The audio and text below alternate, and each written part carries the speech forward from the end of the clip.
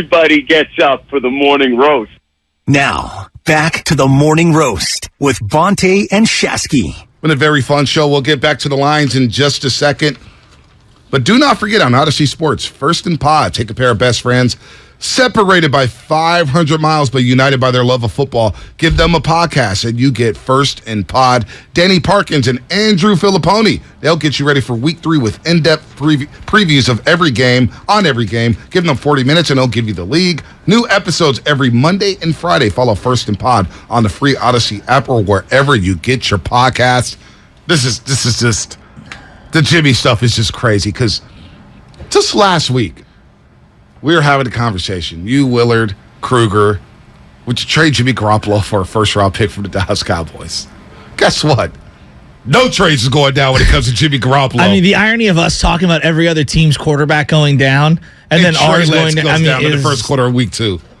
This is why I didn't want to trade him. Poetic justice. This is why I didn't want to trade him. It's like, I got to keep Jimmy because now you're one injury away from Brock Purdy. Please. How about that? Don't even speak that into existence. We'll get to Rob Guerrera in just a second. Let's go to Ryan in the city, listening via the old transistor radio. What's up, Ryan? You're on the roast. Hey, good morning. We're talking about professional football. We're not talking about high school football. And if I think about my work, if I'm not doing my job well, I'm having performance reviews. People are giving me feedback about what I'm not doing well. And if you're Jimmy G, I mean, you've heard the criticism that you can't throw the deep ball, that you are getting the box stacked on you because you can't stretch the defense. And if I'm Kyle, I've got a tight relationship with him, and we're working on that together.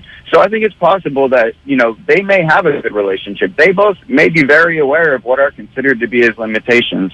And if I'm Jimmy, I'm coming back off of a shoulder surgery, and everybody says I can't throw the deep ball. There's one thing that I'm working on the entire offseason once I can actually throw, and that's the deep ball. So I wonder, hey, maybe that relationship actually is healthy, and maybe they can have a real conversation about his limitations, and maybe they're working on it. I'm with you all the way up until we get to the deep ball, because there are certain things physically you're not going to go from a 90-mile-an-hour fastball pitcher to a 100-mile-an-hour fastball pitcher. Some guys just have things in the bag. Look, you can refine things. I don't know how great of a deep ball thrower he can become after a shoulder injury. We'll see. It's never going to be one of his strengths. We'll see. I mean, anything past 20 yards, that's not his strength. Anything to the outside, not going to be his strength. That's going to be the. Although he did make a nice throw to Jeff Wilson Jr. It wasn't bad. He threw a dime to Brandon Ayuk. I'll give him that. But otherwise, it was Jimmy being Jimmy. Well, I also saw a medicine ball to Deebo Samuel. I'm not going to get there. I don't want to rip the guy.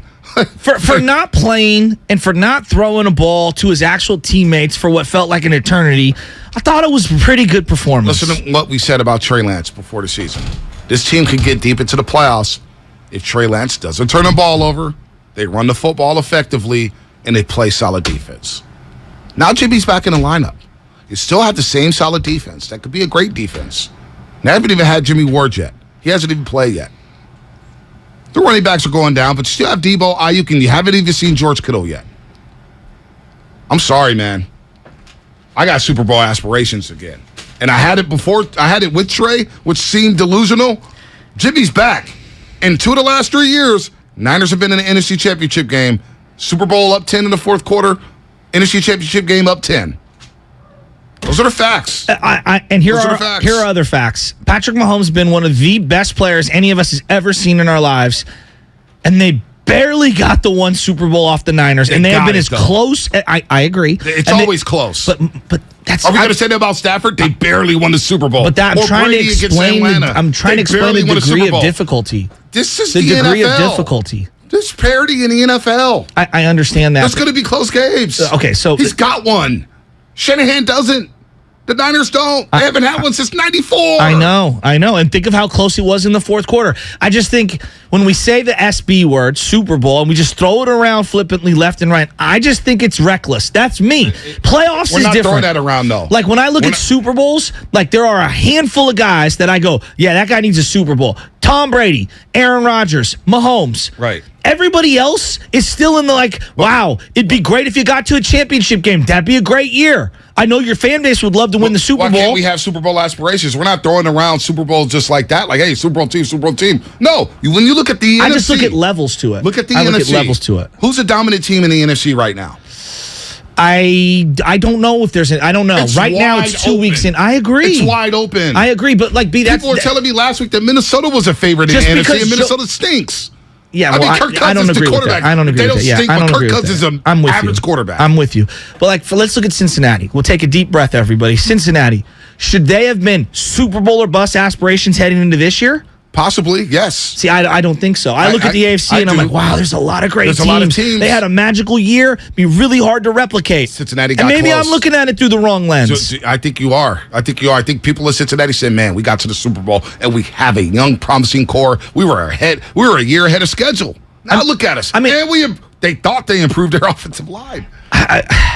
We had Montana. We won 4 Super Bowls in 9 years or whatever it was. And that feels incredible. And looking back, people are like, we should have won 8. And then you look at like Steve Young. He only won 1 as a starter. And it feels like he underperformed. To me, the larger thing is outside of Bradshaw, outside of Aikman, Montana, you throw Brady in there.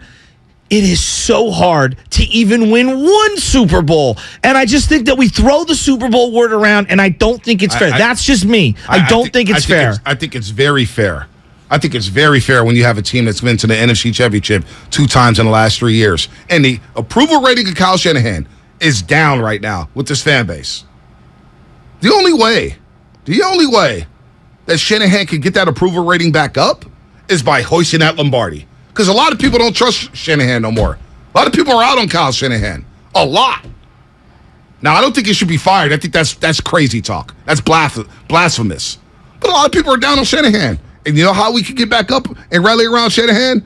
Is if he's there in Glendale, Arizona, hoisting that Lombardi. The 49ers' first Super Bowl since 1994. Let's get to Rob Guerrera real quick. Stats on Fire. Stats on Fire here on the Morning Roast. NFL podcast host for SB Nation NFL. And I think he missed the point that we were talking about earlier. He's tweeting at us saying, no idea what Morning Roast is talking about right now. Shanahan has held back Garoppolo. Had they not watched the games, how much Jimmy G do we need to see before we admit that he is what he is? I don't think that was the point, Rob. The point we were making is that Shanahan has shown that he doesn't trust Jimmy Garoppolo, and maybe he should open up the playbook, because if he's the quarterback, why not just throw the full arsenal at him? But it's been proven that he doesn't trust Jimmy, which is why we're raising the question, why are you sticking around with this guy? Why can't you figure out your quarterback position? That's what we're getting to, Rob. Well, I think it's fair. Like, he doesn't trust Jimmy. We've seen it. Any 3rd and long, he does a check down or a screen pass to Debo and says, save us. But the reason that he doesn't trust Jimmy is because when Jimmy has the ball in his hands, he doesn't take care of it. He turns it over. He's got the confidence of a daytime I don't think, Rob, we ever disagree with that. We never said Jimmy Garoppolo looked great on Sunday against the Seattle Seahawks. I thought he looked good. No, let me just step in. I thought he looked good, given that I watched this guy on a side field throwing to a bunch of guys in shorts and T-shirts for however many weeks on end. And, yeah, he didn't get any real live bullet reps in a preseason game with his teammates. I thought all things being – and I'm not even a Jimmy Garoppolo stan. I'm just a Niner fan. I want to see the team win. I thought all things being considered, he looked pretty good.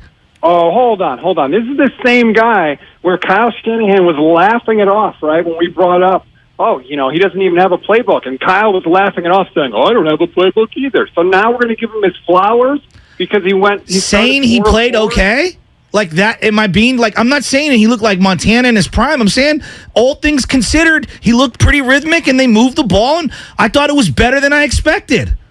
We didn't say that when Trey Lance came in against Seattle in the second half last year. We didn't say, he hasn't been throwing. He hasn't got I did. reps. Yeah, I don't know. Yeah, we did. I mean, that's what we do. I mean, that's what we did. So I just think that we're being too critical of Jimmy Garoppolo. Look, I'm not even here to say that Jimmy's the greatest thing since sliced bread, but can we have like some nuance here and context? He didn't practice at all with the team. I'm watching him on a side field. Basically, I thought he was gone with this team, and then boom, he gets plopped into the game. And they moved the ball okay. It's not the end of the world. I think that I have to agree. If your hesitancy was, we can't give the reins to Trey Lance because this is a Super Bowl roster, well, now Lance doesn't have the reins. Jimmy has the reins. So you have to have Super Bowl expectations, right? That's all we hear about Jimmy. That's where I'm at. Winner. That's what I'm at. We'll win. That's what I'm at. Let's see it. Where are you at with Kyle Shanahan as a head coach of the 49ers? I still think Kyle's a good head coach. I don't blame Kyle for trade. Hey, Rob, before you go, that was a deep breath. Why? Because I feel like the people are blaming Kyle Shanahan for Trey Lance's injury. If he knew that Trey Lance was going to get hurt, he wouldn't have run that play. What I blame Kyle Shanahan for is not letting Trey Lance throw enough. Not that, like, any run to the side, run up the middle, it takes the ball out of his hands as a thrower, and that's where he needed to develop. And I saw a stat yesterday because Kyle said, well, you guys need to watch other teams. Buffalo does this. That's not true. Buffalo ran Josh Allen in his first 2 years on 6% of his snaps. In Trey Lance's first 2 years, what we have seen, he ran Trey Lance more than 3 times more than that. He ran him on 19% of his snaps. So that's not what Buffalo was doing. If Trey needs to develop as a passer, they should have let him pass. The problem was the team wanted to have their cake this year and eat it too. They wanted to try and develop Trey while winning games, and it didn't work out. Didn't work out. Now, Super Bowl aspirations now for you, Rob, with Jimmy Garoppolo. Where back are you at at on that? Even though you're down on Jimmy, you have Super Bowl aspirations? And you have to, because nobody wanted Trey to start, right? The players couldn't wait to tell Mike Silver how much better they think the team is now that Jimmy Garoppolo is the starter. They couldn't even wait for Trey to be on the operating table before they told him that. But now, okay, here it is. You got your guy. You got your Super Bowl roster. Go win the Super Bowl now. To me, it would be illogical to have expectations lower than that if you were saying it's a Super Bowl roster before the year. It's true. It's I can't hard to disagree argue with on that. that front.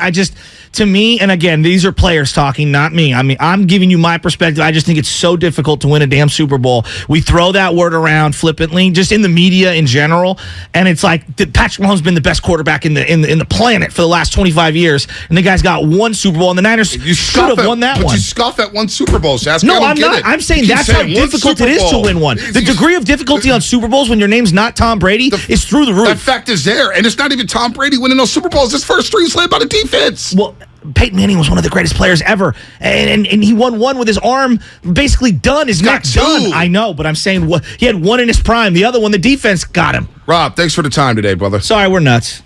Anytime you need me.